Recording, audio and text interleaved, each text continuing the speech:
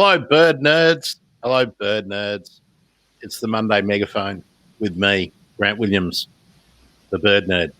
And I'm joined always on our fortnightly, but sometimes more often than that, Monday Megaphones, Dr. Polly. Polly. That was going to happen one day. It was always going to happen for me to mess up the P and the H. Dr. Holly Parsons, who is the manager of the Urban Birds program at Birdlife Australia, otherwise known as Birds in Backyards. Hello, Holly. Hi. Yeah, it took a few episodes, but we stumbled over the name finally. Well done. Holly, I need to follow up with you something that we were talking about in the last show. Your talk about garden birds in backyards. How did that go? Yeah, it was great. I did a session for Lane Cove Council in Sydney talking about how to create great bird-friendly spaces and a little bit about urban birds and how they're tracking.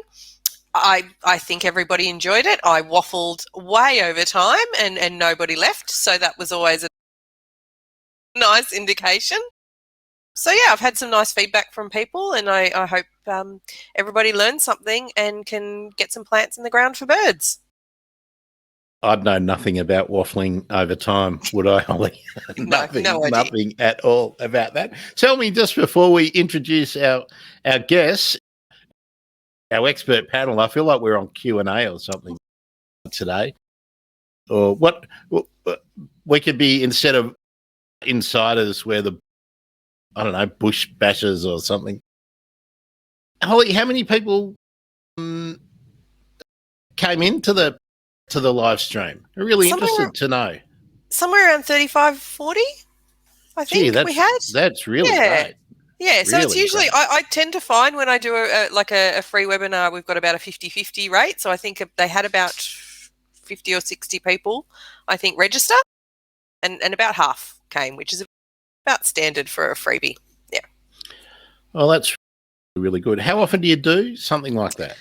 Oh, look, I tend to at least talk about birds in backyards and doing surveys and things once every couple of months. So just within the Urban Bird program, there's usually one webinar every 2 months.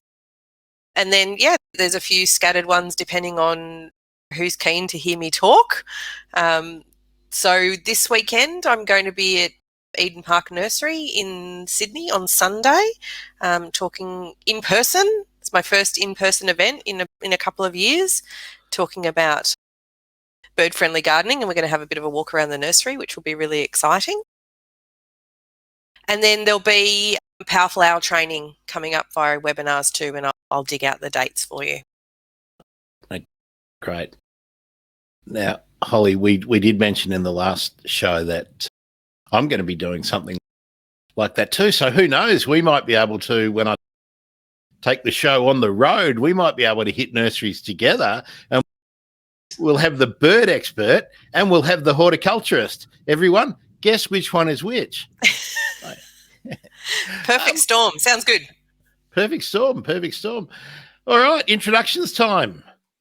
Hello, Fiona Bachouse, who has you've been doing work on the Albert's lyrebird, which is the less famous but equally spectacular of the Australian lyrebirds. And why we've got Fiona in with Holly and Matt, where we're talking about urban birds generally, the urban expanse is having a bit of an effect on Albert's lyrebird, and Fiona's just published a paper all about it. So, Fiona, the floor is yours. Tell us about how your research got started and where it ended up. I'm part of a lab that works on lyrebirds more broadly, so both superb lyrebirds and Albert's lyrebirds. And our overall topic of research is cultural evolution in lyrebirds. So birds obviously have their song, that's what they're often famous for, and especially the lyrebird, which has its mimicry as well as its own songs. And we're interested in how this song has evolved, how it changes over the landscape, and what it means. So I decided to take on the Albert's lyrebird because I thought it was cool to do the lesser known species. I thought there was a bit more untouched ground there to look into.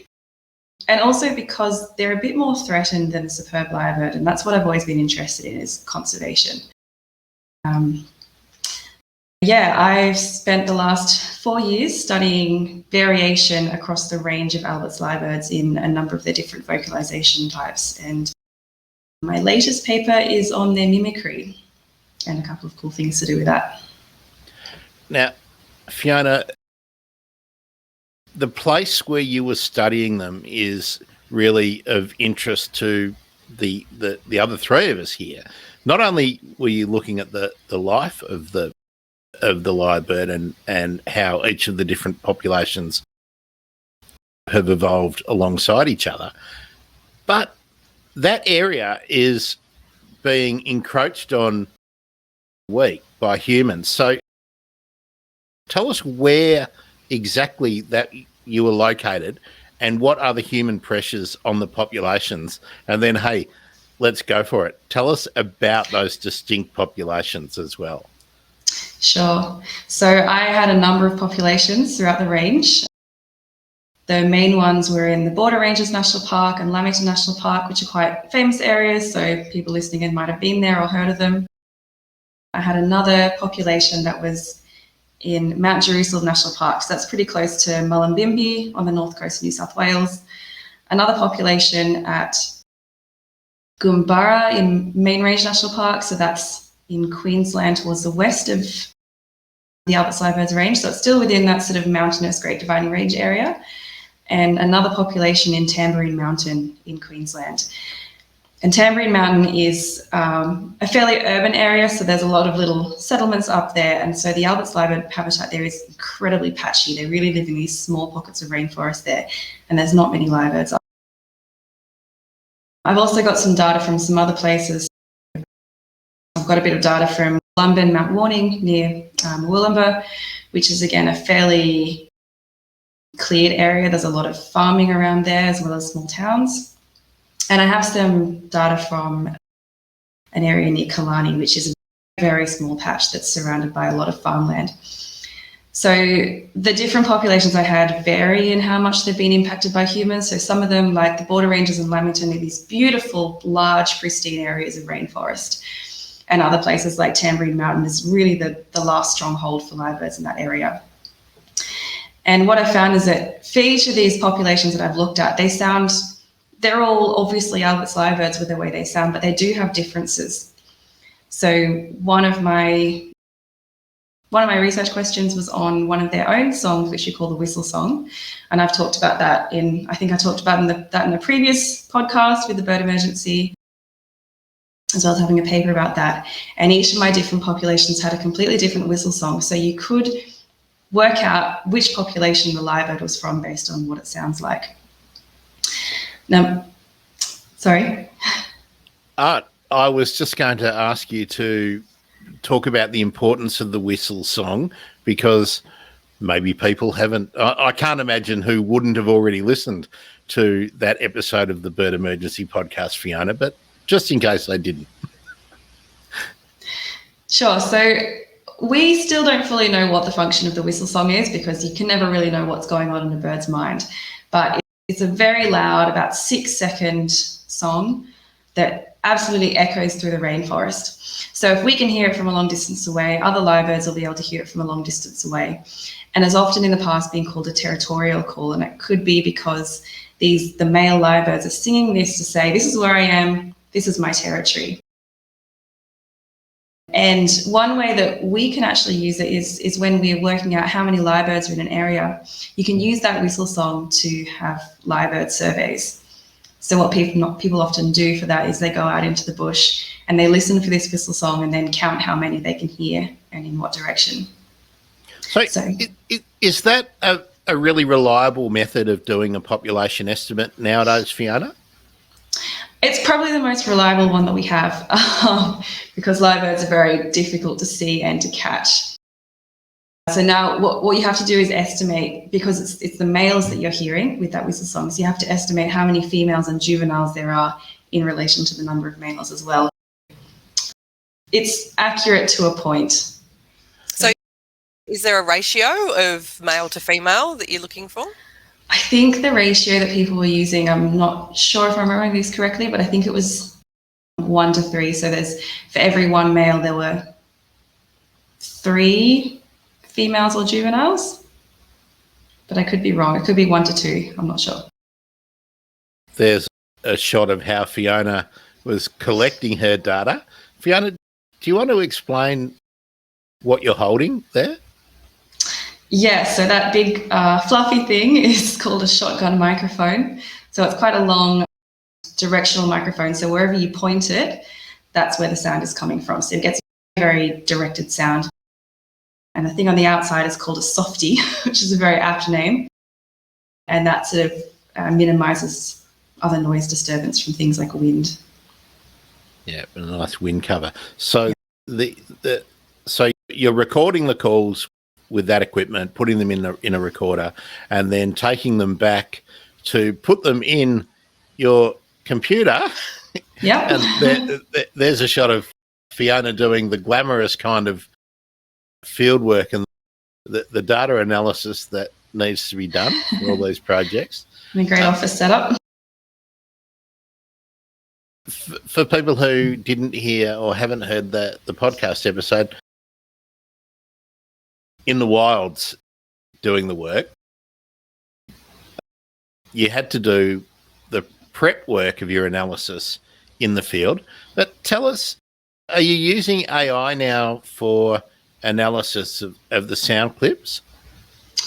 I have done some sort of automated stuff, but most of it is manual because our technology is not quite there to do it fully automated yet. It's getting there and it's really good in some circumstances, but because I want to have very specific and high quality measurements, then I do all of that myself. So that obviously takes a long time to go through the recordings. No doubt, no doubt. If those people watching the stream, if you've got a question or a comment, feel free to pop them in and get involved. Holly, Fiona mentioned the parks and the areas where she was working. That's in a real urban sprawl corridor, and for people not familiar with that northeast corner of the Byron Bay kind of corner of New South Wales and the Gold Coast corner of Queensland, it's rapidly developing, and the pressure on these populations is that they're all isolated. They're not connected to each other. Now, what I was interested to ask you, Holly, was with the surveys that happen through Birds in Backyard and the wider surveys with Birdlife Australia, was Alberts popping up in any of the regular surveying? Oh, you're asking me a very tricky question. I'll need to dive into the data. I can't recall seeing Albert's lyrebirds popping up in the Birds in Backyards data, but that's not surprising because there would not be considered to be a particularly backyard type bird that's going to just be popping through unless you are right on the edge of a really good patch of habitat. I will dive into the data right now and have a look. They do pop up in the general bird surveys, but again, very restricted range, very hard to find. So when you're needing the specialist techniques like what Fiona has been using, which is audio calls, you're only going to be very lucky to be stumbling across actually seeing one to report one for a survey, for sure. But you accept a call as a sighting, don't you, in all the surveys? Yes, we do. Yeah. We do. It depends on how often that they are making that call. I don't know, Fiona, how often are they making a lot of noise, or is there certain times of the year when they're more vocal? There's definitely certain times of the year. So the males display during winter. So from June to July and into August is their peak. So yeah, the best time to hear them is out in the winter, and the males will sing a lot. So I had some individuals that would sing constantly for about 3 hours or so every morning. then have a bit of a break and then sing again over lunchtime, then another break and then sing again. So if you go out in winter, you'll hear them a lot. And that whistle song I mentioned, they tend to do that roughly every 3 minutes, and then it's interspersed with mimicry. Fiona, can I ask you, for people who are unfamiliar with Lyrebird, how large is it? Well, actually, three things. What's the population estimate for that area of the country that you were studying? How many lyrebirds, Albus lyrebirds, do you think are there? That's the first question. The second one is, I was right, wasn't I, in that they're not interconnected populations, so each one of them is individually at risk from a whole lot of things.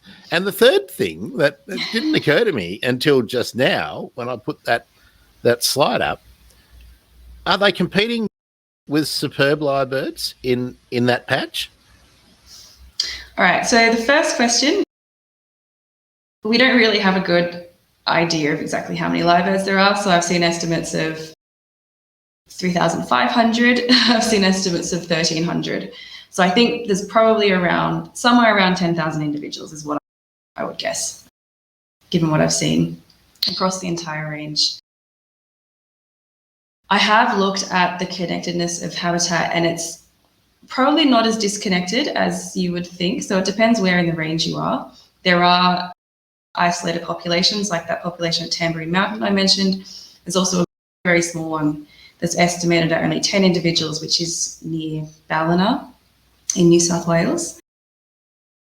And then, it's sort of, some populations are a little bit isolated, but in still reasonably large pockets of land, whereas others, they're connected, but they're in really thin habitat corridors. So there is actually some work going on with, I think, the Tweed Council and some other areas that are trying to improve connectivity between those populations. That's a really good sign that things might be improving. And in terms of competition with superb lyrebirds, as far as we know, there's no overlap between the two species. So I've personally never been to the area that's closest to where the two ranges are, but they're not known to occur in the same area. Okay, now this is the bit where I get to go, newsflash, over to you, Holly. Oh, look, I've just dived into bird data. So I do actually have 3 records of people who have recorded Albert's lyrebirds in the Birds in Backyards surveys. Only 3 over the span of 15 years. 2 of those are at Tamborine Mountain. So that would be, if that's the area that's where these birds are most commonly coming into contact with people, because it's the more highly urbanised region, then that's not surprising to see that's where those couple of sightings have come from. And the other one is just north of Murwillumbah. That's not right. How did I say that? Murwillumbah. That's it. Yeah, that sounds right. Definitely the Tamborine Mountain sightings. I do know people who have properties that back onto the national park where I work, and they get lyrebirds in their backyard sometimes. So someone I know is very lucky. They have footage of them using their pond to have a bath, which would be very cool. So there you go, Holly. They were probably some of Fiona's birds. Very possible. They might well have been. Now, Fiona, I want to come back to you in a few minutes to talk about what your conclusions, your main findings in your paper were. But let's go to Matt now, because Matt's new to the gang. Hiya, Matt. How you going? Good, thanks. Now, Matt, you're doing your work out of University of Sydney, and you're undertaking a PhD, but you're one of the Big City Birds gang, aren't you? That's right, I am. I was there before it was called Big City Birds. Again, for people who aren't up on the latest in the bird emergency world, Big City Birds is what has evolved from the wing tags project, and then looking at bin chickens, the urban white ibis. What are we calling it now? Is it the Australian white ibis? It's not the sacred ibis or the bald ibis, Holly? Still, it's the Australian white ibis is the official name, but as you said, it goes by many names. Okay, and of course, people in the urban centres of Australia will be familiar with the white ibis, who are now scavenging in our bins and at the tip and all those kind of places. Matt, you're doing the brush turkeys. Tell us a little bit about the brush turkeys, and while you're doing that, I'm going to put some of the cool visuals that you sent to me up. Yeah, that's right. So I've been studying brush turkeys for the last 4.5 years with my PhD, and I'm just at the tail end, having submitted my thesis.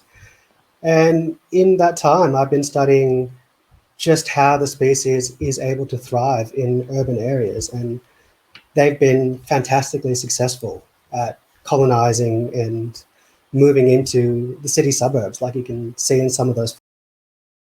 And so they're from the megapode family, so the big feet family. You might be able to see their claws in that photo.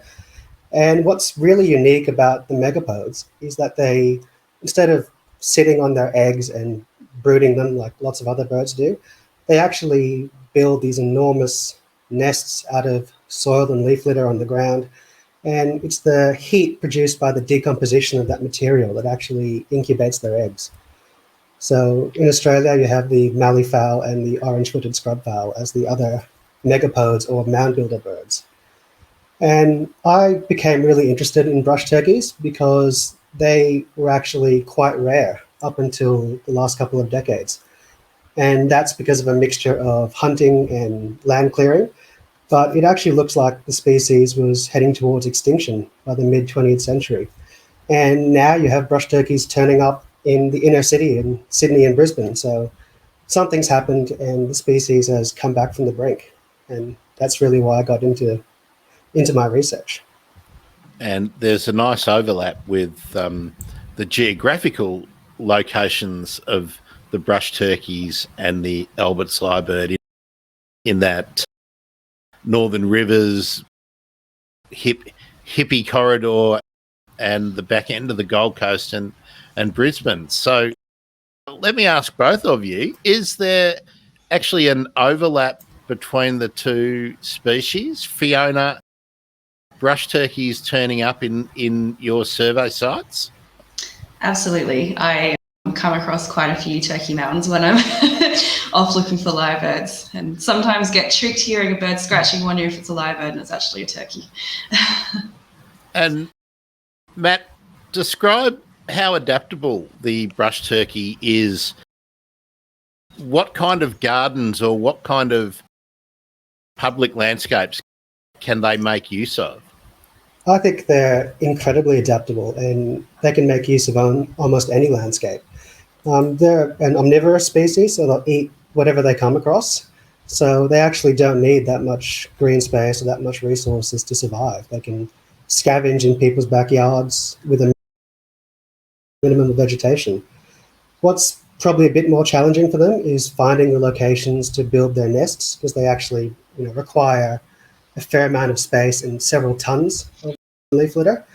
But they manage to build their nest in people's backyards and in city parks. So I think almost anywhere that isn't too dry to get the kind of leaf litter and moisture they need, they seem to be able to survive. Matt, I have to put my hand up and say, when I look at all the slides I uploaded, the one that I forgot was the one that shows the nest mound that's basically taken over a playground. And if people are familiar with a slide, the playground slides, the mound covers up 2/3 of this slide. It's amazing. So no doubt a couple of tons is certainly the minimum amount of leaf litter that they would require. Holly, I want to ask you, are they causing problems that people report to your team? They are one of those birds that people either have a real affinity for or, like you said, Grant, can cause some issues. So you have some people like myself who admire their tenacity. In fact, that they have come back from the brink. I know I'm in Wollongong, so just south of Sydney. Up until even 5 years ago, it was very rare to see a brush turkey. It's still not entirely common, but there are some locations where there are a good number of them and you can see that sort of spread starting to happen. But yes, they are a problematic bird for a lot of gardeners, and it's around that mulch. It's the fact that they are disturbing so much soil and so much mulch and taking over gardens, often in places where people are particularly wanting to have some space, and then you get a giant brush turkey mound in the middle of your yard, and it can cause some issues if you're wanting to use it. Matt, do you have recommendations for how to minimise? I get asked a lot, and I know you can do the chicken wire under the mulch to try and minimise things, but does that work? I've heard a lot of recommendations and I've seen a lot of them tried out. And my conclusion is there's no single way that's definitely going to keep a brush turkey out, but everything might work and everything might help. So anything which makes it difficult for them to dig and scratch in your backyard. So like you said, using chicken wire, or if you have a layer of gravel on top of your mulch or large sharp wood chips, they don't like digging in that. So they're more likely to move on somewhere else, but it's not guaranteed. Legislative wise, are you allowed to dismantle a turkey mound, or do you have to leave it alone? Technically, you're not allowed to dismantle it once there's eggs inside the mound, but it's almost impossible just looking at a mound to know whether there's eggs. So my recommendation is usually, if it's still in the construction phase, it's fine. But as soon as it's full size, it's got that plateau shape, you can't touch it without possibly damaging eggs. Okay. And if you leave it too late to clear anyway, males have a tendency to keep coming back to the same spot. So my advice is, as soon as you see a male come in and start building a mound, try to remove the mulch and move him on, and he'll probably find a better spot. I'm guessing from that statement, Matt, if you can provide an environment in your garden that is not conducive to invasion by a brush turkey, but at the same time, it may not be conducive to growing your plants. That's right. If you pave over everything, the turkey's going to have no interest in your garden, but neither would most people, I think. Mm-hmm. That's right. Just a question again for both of you. How far south has the brush turkey extended its range that you know of? And how about extending westward into other sort of towns and environments that, like towns that have great public gardens?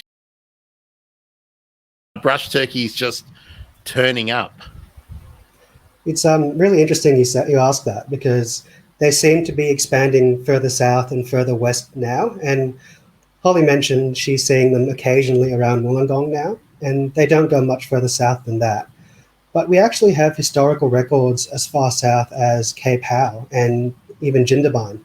So they clearly have the potential to expand further south, but we think their range is actually smaller now than it was historically.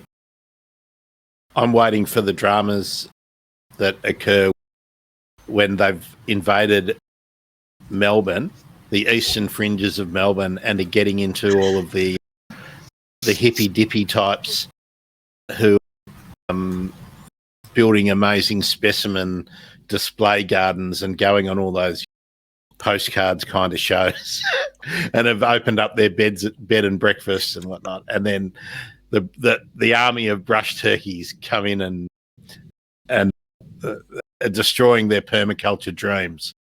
And anything interesting in your surveys, Holly? Look, I've got a few records from down around sort of Pambula. So that's getting, very close to the Victorian border. Only a few records though. The vast majority are up through Sydney and north. Wollongong has, a reasonable little population, all centering out from the Botanic Gardens, unsurprisingly. And look, there are some records further west, even to Blue Mountains and beyond. So it'll be actually really interesting to break that down year by year and see if we can notice when that spread was happening. Yeah, what I had in mind was Toowoomba and Orange and places like that have amazing public gardens. And they might be hit with the double whammy. They might be getting brush turkeys and cane toads at about the same time.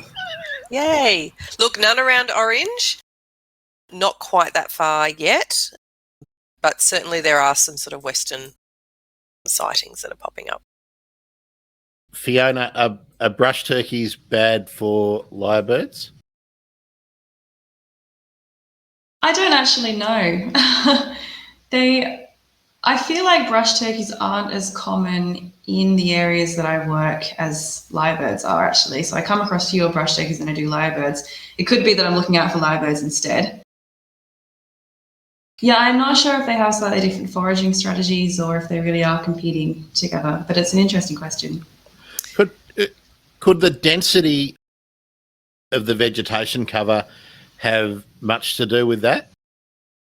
Maybe that's one for you, probably, Matt.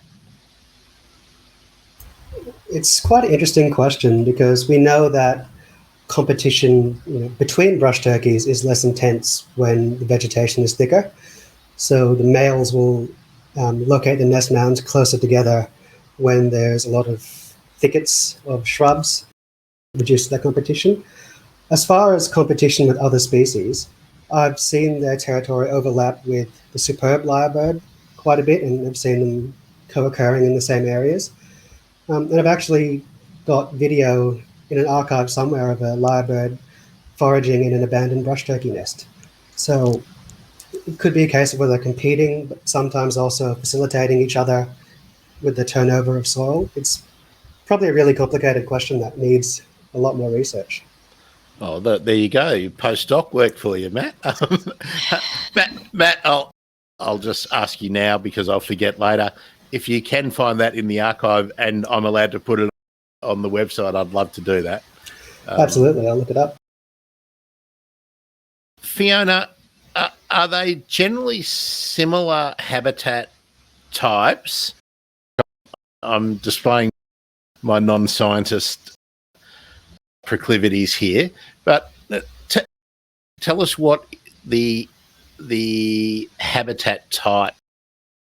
I'm thinking it's probably a wet sclerophyll kind of environment, but tell us where the Albert's lyrebird like to locate themselves. Wet sclerophyll is a right answer. They're very much rainforest-based birds.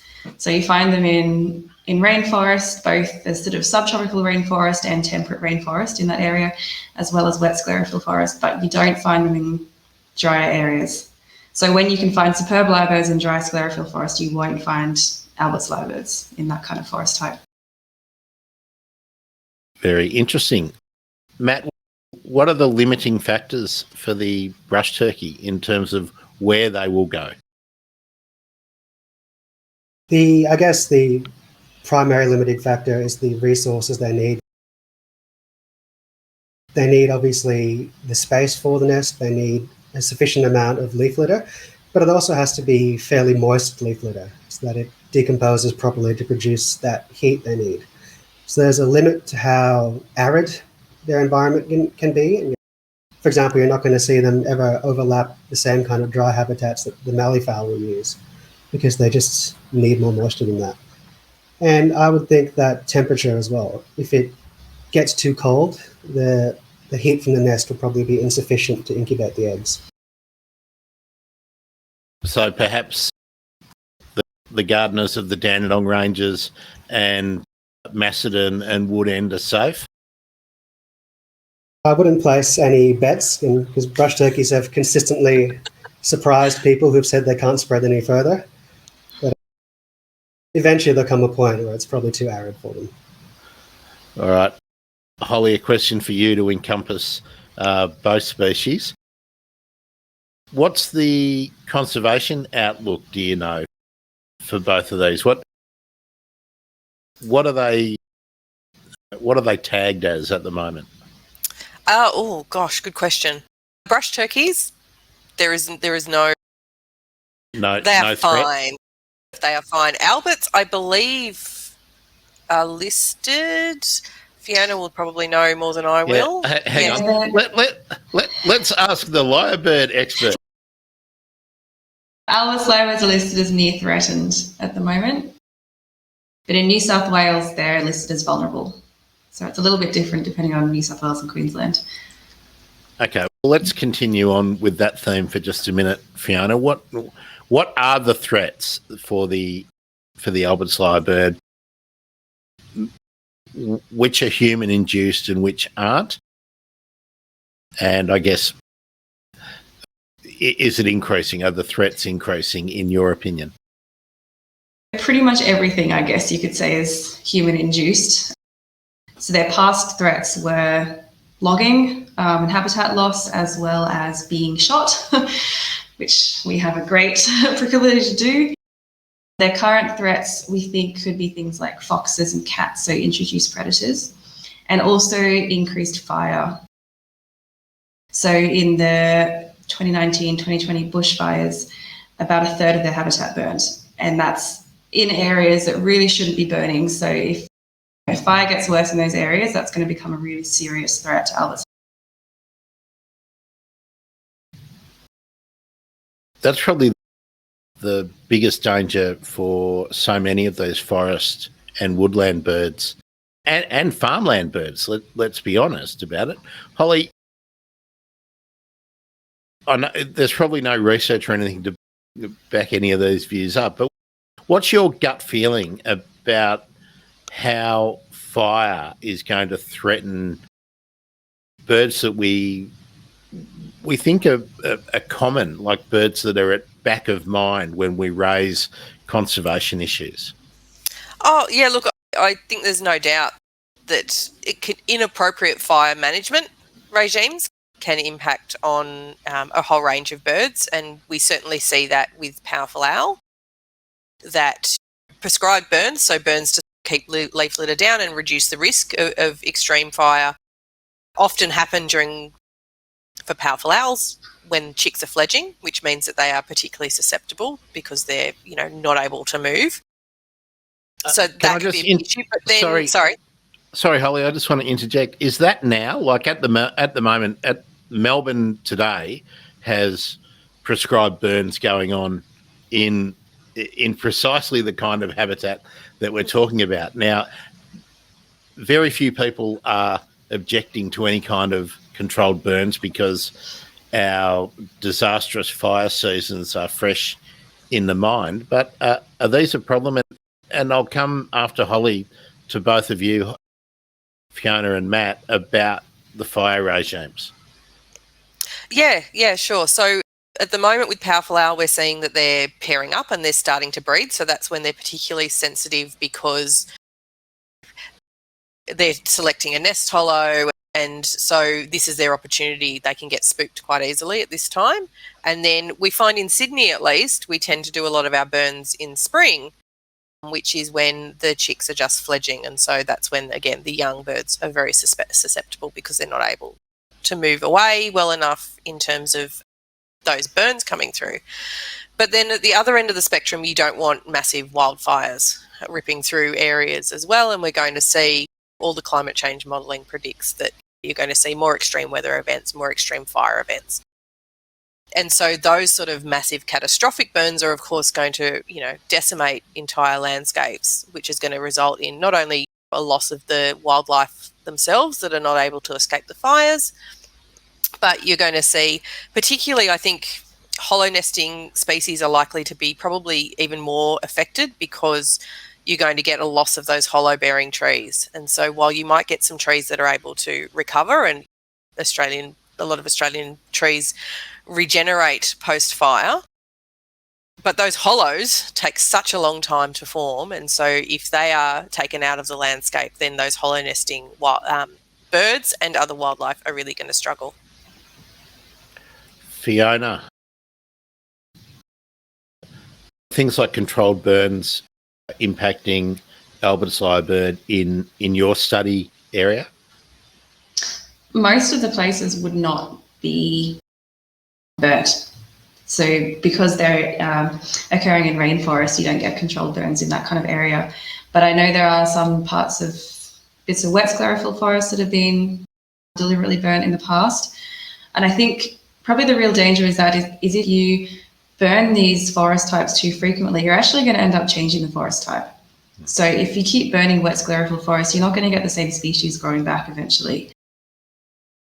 So there's a danger that they're going to lose habitat if that happens. But I don't think there's very much of that happening for Albert's lyrebirds. So if we were on Q&A, I would now say I'll take that as a comment. Matt, have you got anything you want to say about prescribed burns and the fire regimes generally? Honestly, we don't know how fire affects brush turkeys, or how brush turkeys affect fire, for that matter. But certainly That's a large great point, isn't it? And isn't that really the point for so much of this? We just don't know. Absolutely. Certainly a large part of the brush turkey's range was affected by the recent devastating fires and is probably quite fire prone in general. But we just don't have the data to know how well the species is doing, before and after the fires. Fiona, we might give you the floor again to talk about where you ended up with your paper. And then what I'd like to do is have a little bit of a section where you're all free to interrogate each other. And that includes you, people that I can see with the little eye icon in my live stream who are watching along. Hello, Facebook. Hello, Twitch. If you've got something that you would like to know, I've done a good job. I've asked a couple of good questions today, but I probably haven't remembered everything. So, Fiona, tell us about where you ended up and what was the main theme of the paper you published. And, hey, tell us where people can read it too. Yeah, so I recently got to publish one of the chapters of my PhD, which was great. And that was looking at sequences of mimicry in the lyrebirds. So what you find with Albert's lyrebirds, when they sing their mimicry, it seems to be in this sequence that's the same or similar every time. So that had been noted before, but never actually confirmed. And so what I did was confirm it, essentially. So I got long recordings of Albert's lyrebirds singing, and I classified all the mimicry, and then I did a type of sequence analysis. And I found that within males, each male sings a similar sequence of mimicry each time. So he's repeating the same things in a very similar order. What's really interesting is that within populations, all the males are singing things in a very similar order. So they seem to be what we call socially transmitting the sequence. So male lyrebirds are actually learning how to order their mimicry by listening to other male lyrebirds in the population, which is really interesting and something that's not really been shown much before in birds, and definitely not in mimicry. So that's cool. And the other thing that we found was that they actually order their mimicry so that a high acoustic contrast between consecutive vocalizations. So you might have, when they mimic, they'll sing something with a really high pitch and then something with a really low pitch, or something that's really loud and something that's really soft. And that kind of creates the impression of a greater diversity of sounds. So they seem to be organizing what they're singing to show off just how many different sounds they can make, which is pretty cool. So one chapter of the PhD, have you submitted everything? I have, yes. So I think I'm in the same stage as Matt by the sound of things, so I submitted and I'm just waiting for feedback. Okay. Now, Holly, you've been down that path. I think a lot of people don't know what you have to go through to get to the stage of completing a PhD.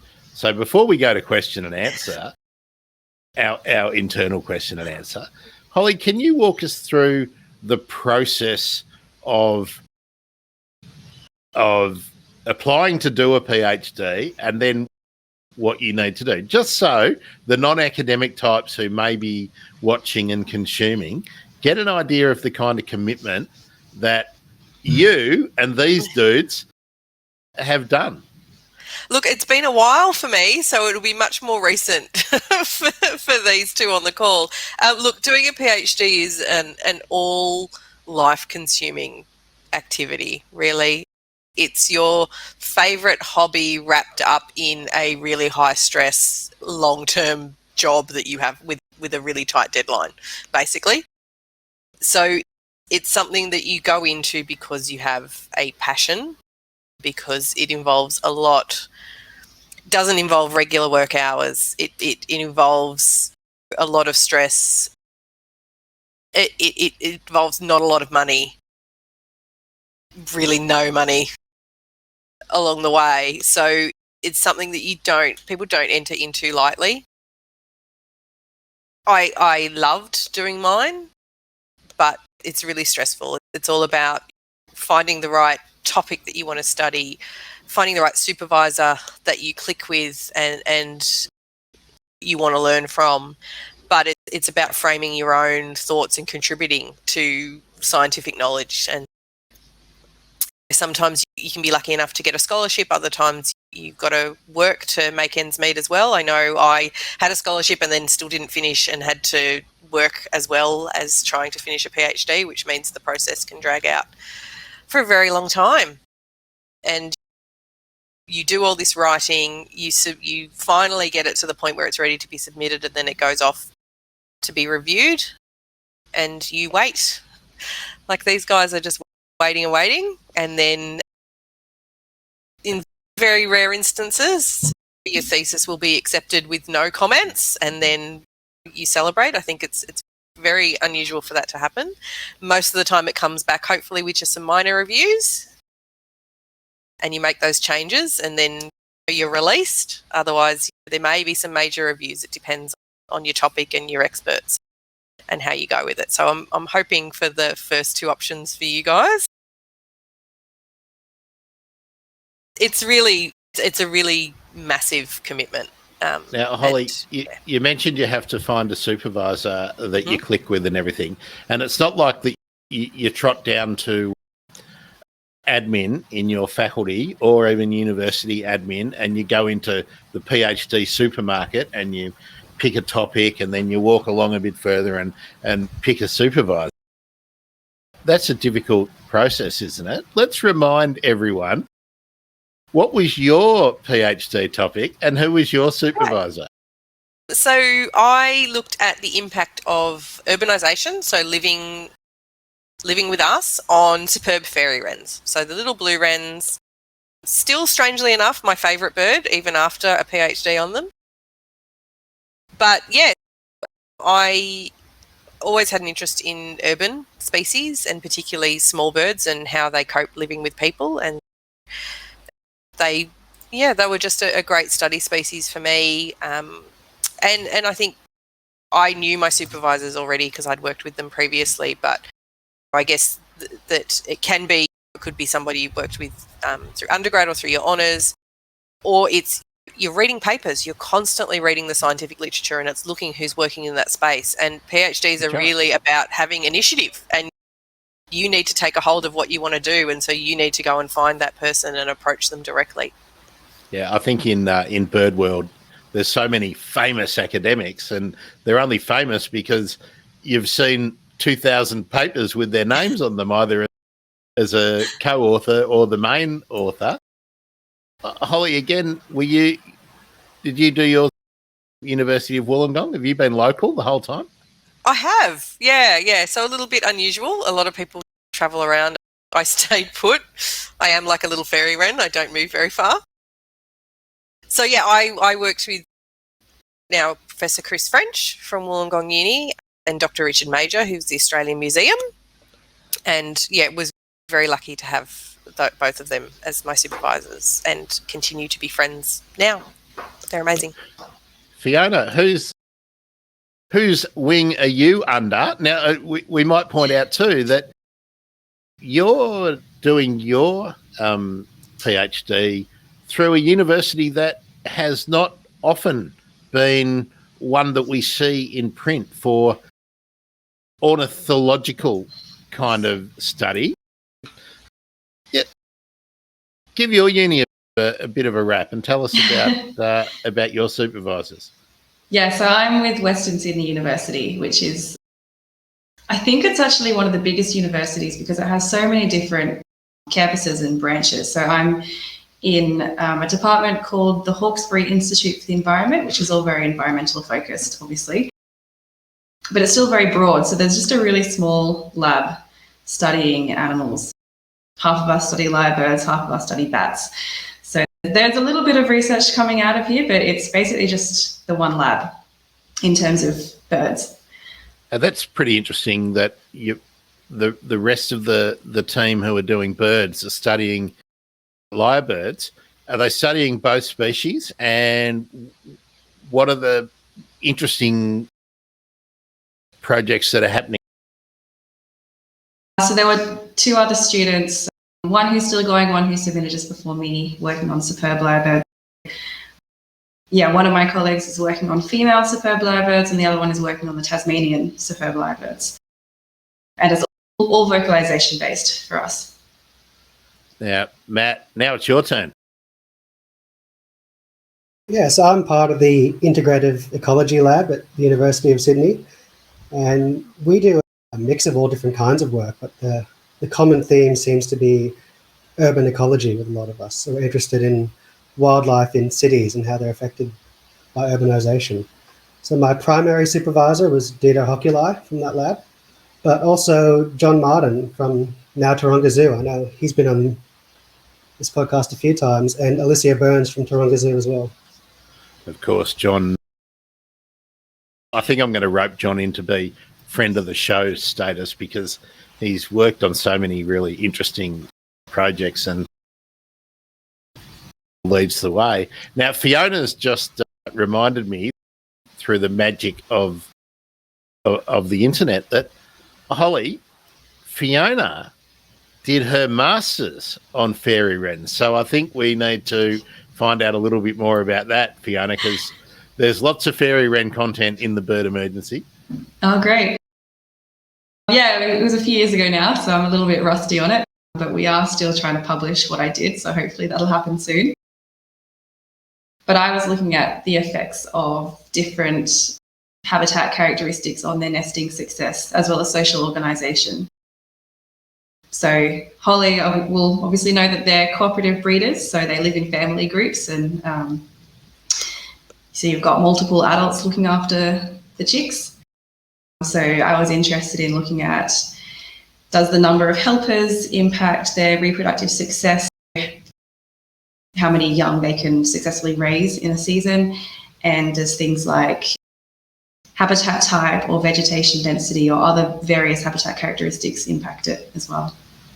Now, Fiona, I can't let the opportunity pass but to say, did you listen to the episode of the Bird Emergency as part of the Pint of Science takeover week where I spoke to Ettore, who was working in Melbourne and on the outskirts of Melbourne, looking at the complex social organisations of fairy wrens and how many of the group needed to be successful and all kinds of stuff like that. Now, of course, you've listened to that episode, haven't you? I'm not sure. I think I might have missed that one, unfortunately. But I know it's a really hot topic in the fairy wren world, looking at their social organisation, because it's so wacky. There's a lot of fairy wren stuff coming up this year for the Bird Emergency, and we'll be following up on emu wrens, the Mallee emu wrens as well, with the translocation issues and the threats still happening there. And Holly just reminded me of another bit of the interconnectedness of the bird world. Holly, how about you tell us about John? Oh, so John Martin, friend of the show now. So John and I did our PhDs in the same lab.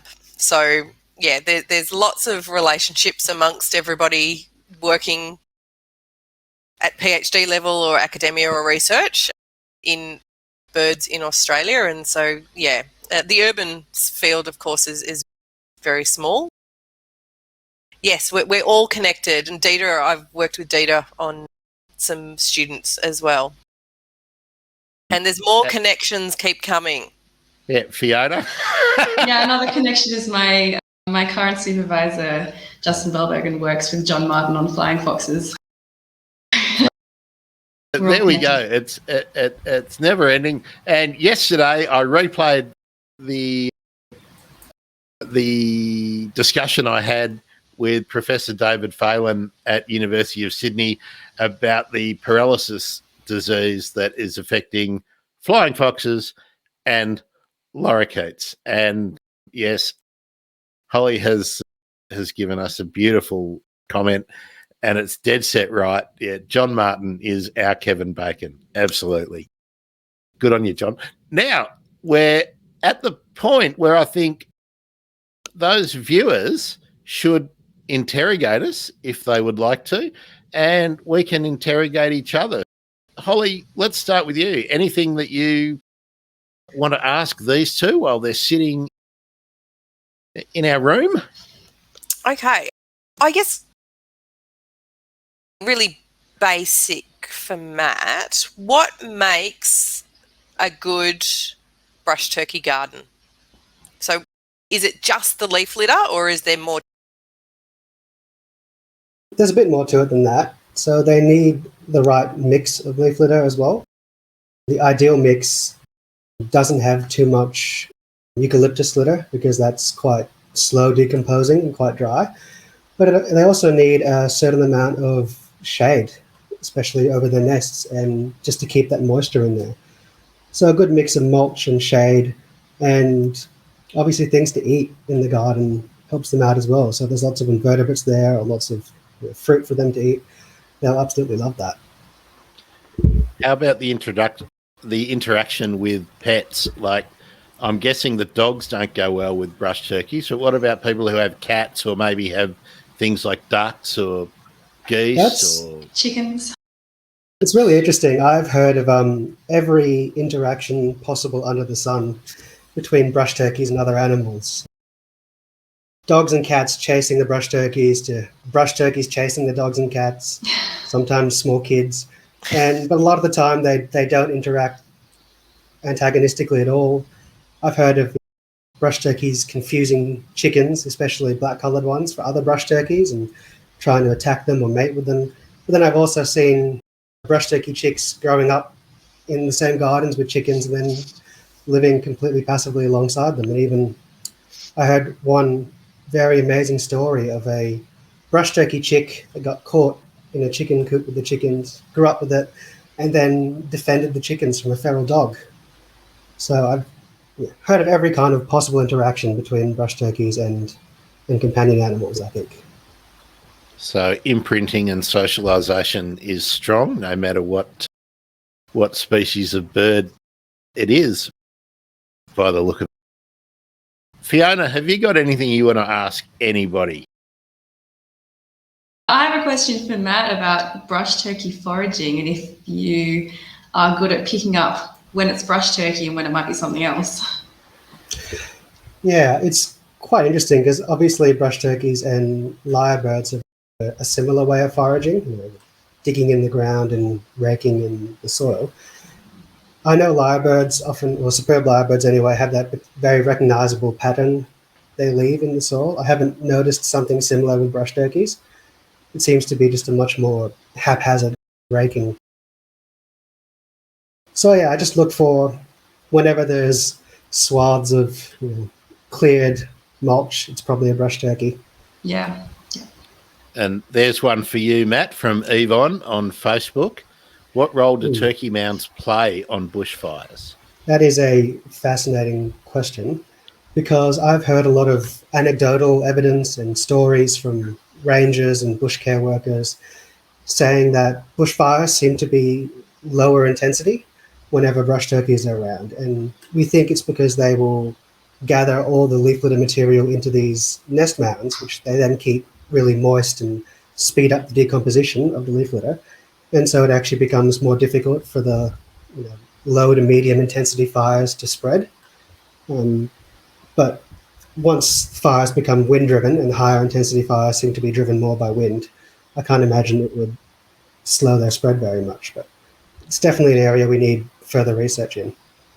So when a fire becomes a raging inferno, a cyclone of fire, perhaps the brush turkeys won't have any effect.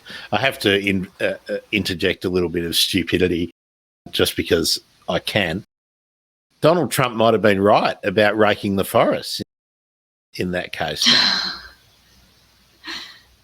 There is also research that superb lyrebirds might lessen the fuel load in fires as well, because they're always turning over the leaf litter.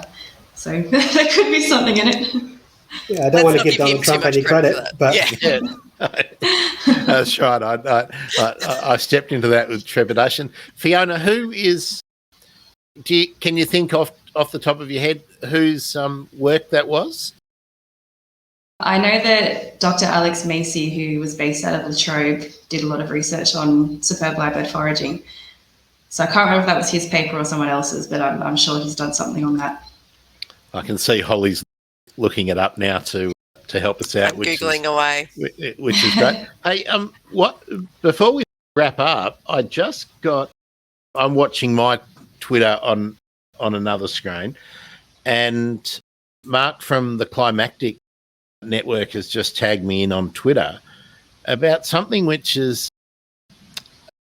a bit of a worry, that the Ukraine war, just getting up a little bit more detail, is causing a huge problem for the raptors in Belarus, the white-tailed eagle being one of them, that war has allowed all the people who are into nefarious activities with wildlife to go unpunished and unnoticed because everyone's looking elsewhere. Yeah. Now, Holly, what did you find out? Yeah, so look, I'm looking at a paper by a student, so Daniel Nugent, who co-authored. Oh, Dan. Yeah. And Dan's a friend of the show. He's the Plains Wanderer guy. Yeah. So he found that different vegetation structures and compositions between burnt and unburnt patches, which had lyrebirds, and that influenced how they foraged and where they were found. And yeah, again, pointing to the fact that it's likely that the lyrebirds are reducing fuel loads in some of those unburnt patches, and potentially Matt was saying around combining everything into a nice pile, reducing the connectivity of that litter and potentially lessening the impact of a fire. Great. That's fantastic that Dan's doing that work as well. Terrific. This was 2014 it was published. Okay, early on. Good on you, Dan. Fiona, we're in that wrapping up stage now. So what I would like you to tell us all is, what do we need to do to help out the Albert's lyrebird in that unique pocket of Australia that's under such urban spread pressure? And where can people read your article if they are interested? Actually, am I able to put a link on the website so that people can find it easily? Yeah, absolutely. Okay, I can send you a few links for things. Great, and I will do that. It will be on the link from here, and of course I'll promote the hell out of it on Twitter @BirdEmergency.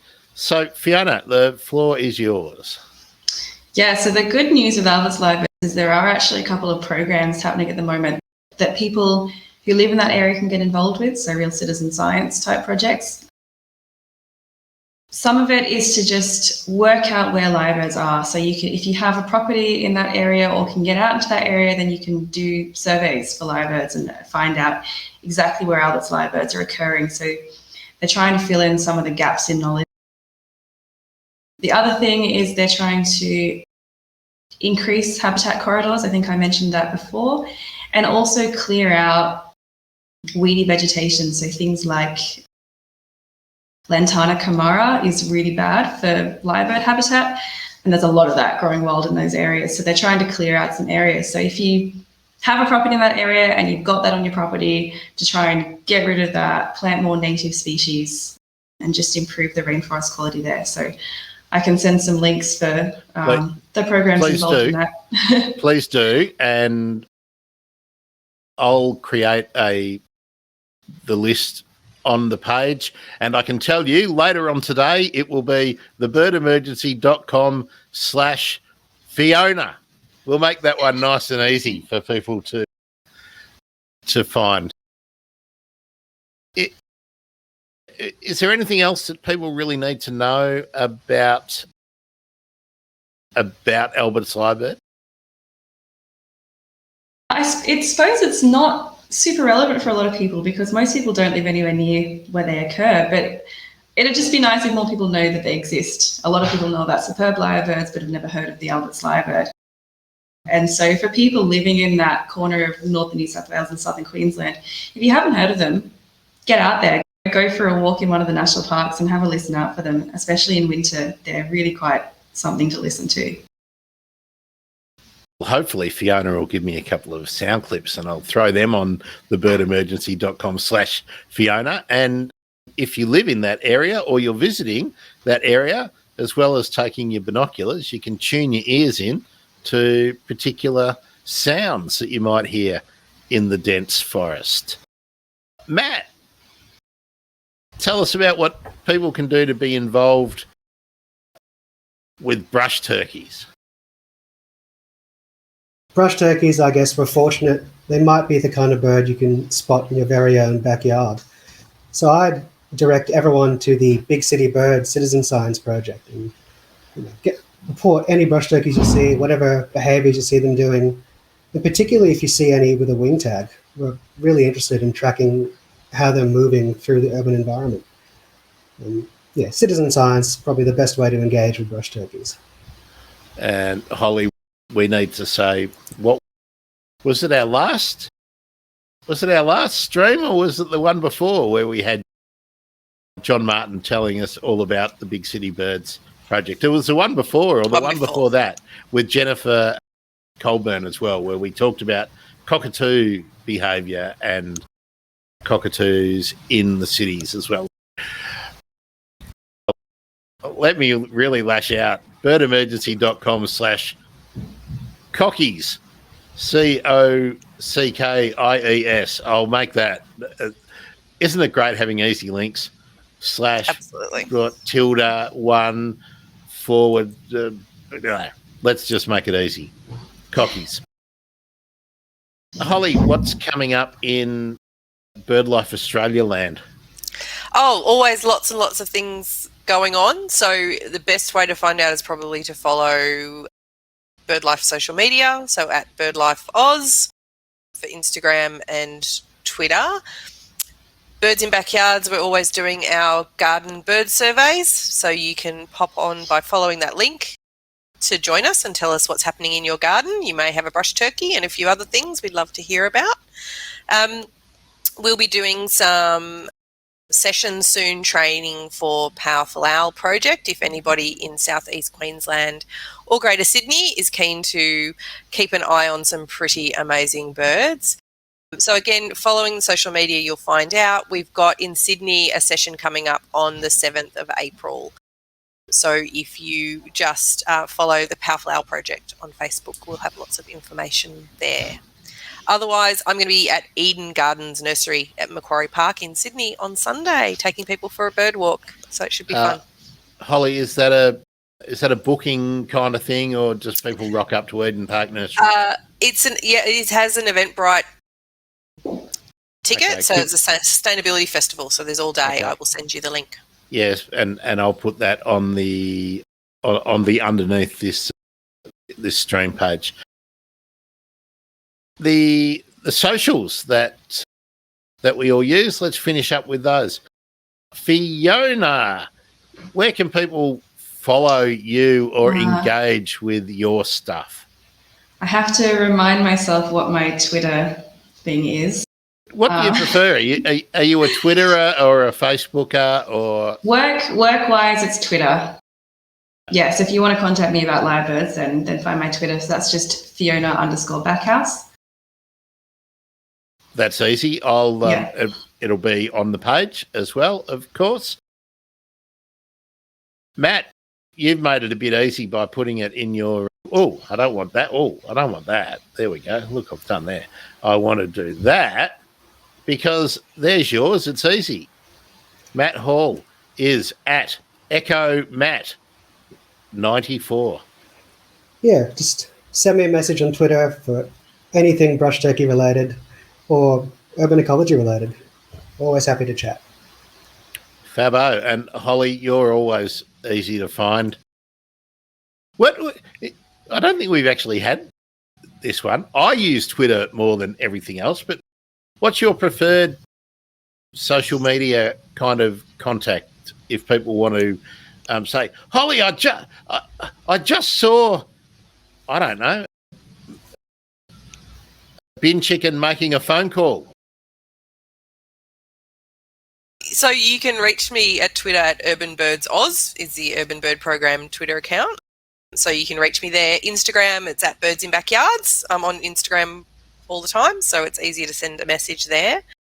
Facebook-wise, we have a group. So we have if you search for Birds in Backyards Australia, you can join the Facebook group. There's about 38,000 people in there who all love all things urban birds. And so it's a great place to see some amazing photos, to learn about different birds that you'll see and interact with some really great people.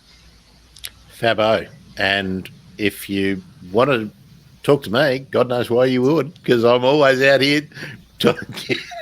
No, there's just too much of me. At Bird Emergency on Twitter is my preferred social media. Bird Emergency is on Facebook, is on YouTube. Actually, there's the thing. I'm trying to get to 500 subscribers for YouTube. So be nice. Go and subscribe. I need to put more effort into the channel. It takes time. But at 500 subscribers, I get access to the community message board, which makes it easier to talk to people who are interested in birds and bird conservation. Hey, go and subscribe. Let's get that happening. And if you're in the conservation world, the bird world, and you want to alert me to something that I should be talking about or covering, email news@thebirdemergency.com. Anything else you want to tell us about, gang, before we wrap up? No, it was a great session. But the crow wanted to tell us something. I wonder what he's saying. Yeah. I'm hungry. Or Fiona, put some water in the water dish. It's empty. Maybe the crows need some research, love. I'm not sure what research is happening on crows at the moment. Yeah, it's going postdoc me. Actually, there we go. There's something relevant. Fiona, when do you've submitted everything. When do you think you'll be doing your defence? We didn't talk about defending your PhD. We don't do defence here. I think that's an old school British thing. Or we don't have defences. It's once you get your feedback from the examiners, you just have to do whatever they tell you to, and then your supervisor signs off on it, and that's it. Yeah, Okay. we had a presentation. We had to do a presentation to staff at our uni, but that was it. There's no defence like they do in the States. You can opt into one, from what I hear. Yeah, I was going to say, Claire. Don't know why you I'm pretty sure Claire Greenwell had to defend hers. I'm sure she told me about that, and they did they live streamed it, I think. So yeah. How about you, Matt? When's your submission date? And you've done that, yeah? When are you waiting for comments? Who knows how long it will take at this stage. I was advised 3 months, but told to realistically expect much longer than that. Fantastic. And gives you time to be sniffing around for a postdoc opportunity, no doubt. So That's true. That's great. Fiona Bachouse from University of Western Sydney, thank you for being involved. You only need one more appearance, and I think you become friend of the show too, Fiona. Welcome aboard, Matthew Hall at University of Sydney.